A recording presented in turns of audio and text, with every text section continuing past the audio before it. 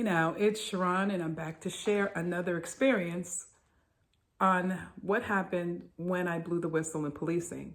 I'm hoping by sharing my experiences, opinions, and thoughts on whistleblowing and being retaliated against and ostracized will help others in policing, not even in policing, just in life in general, and what, excuse me, I figured out about myself and my identity. I wrote a book about it. Here it is, right here. It's right here. It's called My Middle Eastern Conflict, Looking Back at My Future.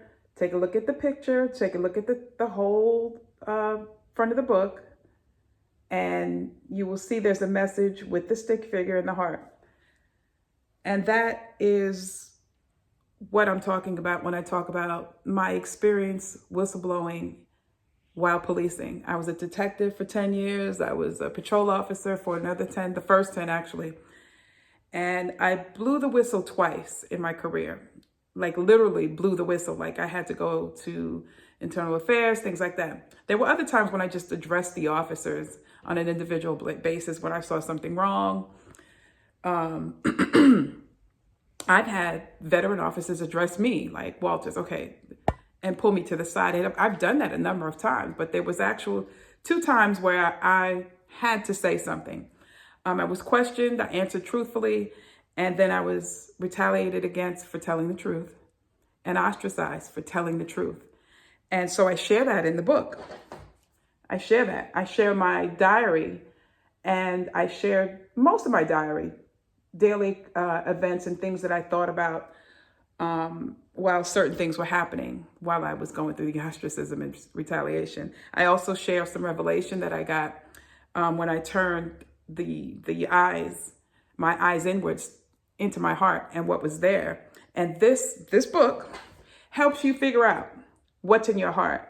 See who all up is in there and live in there. And as a police officer, I remember, like I said, drinking the Kool-Aid. I want to get the bad guy, and I'm going to do some good and help some folks.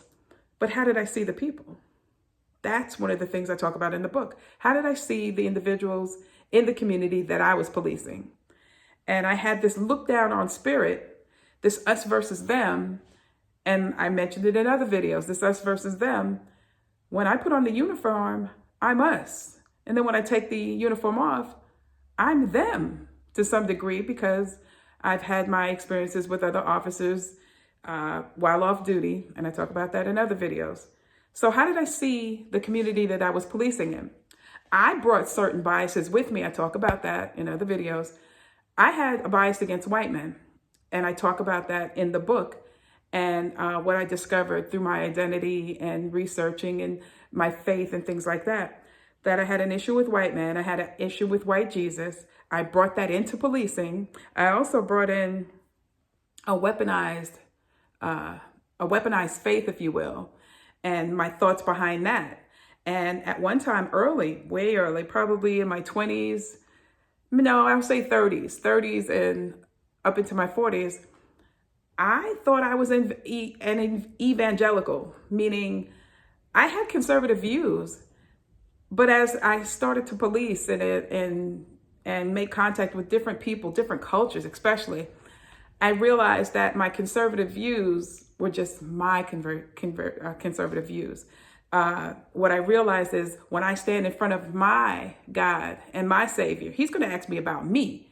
He's not going to ask me about what Susan was doing or what John was doing. He's going to ask me about my actions and my words. And so I started to take a step back, and then I had to, when I was in policing, I was all for the brotherhood and the sisterhood, but there was something wrong when you didn't tell or you didn't snitch. Those are the words, some of the words they would use. And the ends justified the means. No. I started to that's not right. But long story short, I wrote a book. It's available on lulu.com. It's under the spirituality and religion tab. It's $15. And I wrote it to share my thoughts, opinions, and revelation, and hopefully help others who may be stuck in a place where they have to make a decision to tell, or they don't know what to do. And also question your motives and where they come from, especially where they come from. Because when I got into my heart, there were so many doggone strongholds and walls set up and what they call cities in the Bible. I got a revelation of Numbers 13 that I share in the book about your heart and who all is there. And so I started to get those things off the land of my heart, get them out, and create the kingdom that God, the Almighty, set to create in our hearts, his kingdom. Yeah, I use the weaponized faith. You know, I believe that I didn't believe in abortion and nobody should have an abortion, but I believe in you having control of your body. Because the same idea is, I forgot the lady's name. I can't remember her name. But she put it like this. She posed it and it made me think. She said, what if we come up with a bill of harvesting your organs when you die? Like a harvesting organ, whatever bill, and they take the good organs when you die. You have no say over where they go and who they go to. I was like, wait a minute now, think about that. They can take your organs and give them to whoever, as long as they're good. You're dead, you don't need them. They're coming from your body. Your family has no say. They just take them and give them to somebody else. Kind of same idea with abortion. I'm thinking my body, my choice. And I can't force anybody else to make that decision, if you will. That's their decision to make. But anyway, I digress. I had to go inside my heart. The book helps in going inside your heart and taking a look at what's there. What are the motives behind some of the things you think and believe? What are the motives behind why you do what you do as a police officer or any profession? What are the motives and where are they coming from? A lot of us don't want to take that look inside, but I had to. I was alone most of the time in the firefighter's lunchroom. I talk about that in the book. And I had plenty of time to dive into myself, look at myself, put the mirror and look at myself. And that's what I did. And that book helps you do that. Yeah, that's all I want to share. Take a look at our online store. The link is in the description.